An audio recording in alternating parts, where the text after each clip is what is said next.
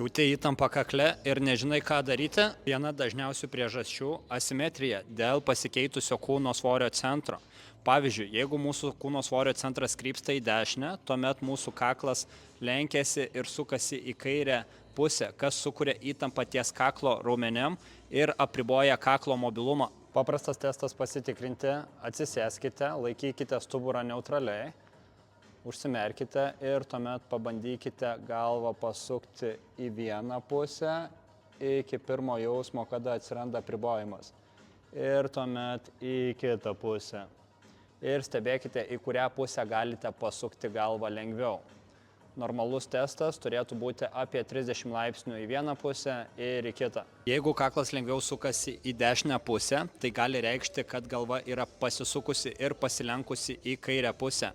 Todėl kaklo segmentai riboja judesi būtent į kairę pusę. Įtampą sukuria tokie raumenys kaip sternocleidomastoid, kurie tvirtinasi prie krūtinkaulio ir pakaušio, dar kitaip vadinami SIE.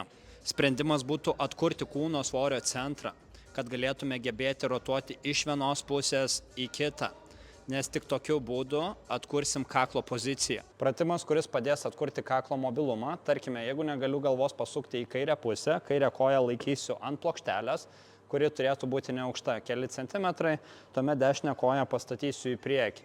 Visą kūno svorio centrą vesiu atgal ant kairės kojos, galvą lenksiu į dešinę pusę, užsikabinsiu už krašto ir trauksiu save į apačią, kad kairė koja stipriau prisispaustų. Tuomet ištiesiu dešinę ranką ir šitoj pozicijoje atliksiu labai lėtą švelnų kvėpavimą. Įkvėpsiu per nosį ir labai lėtai iškvėpsiu per burną.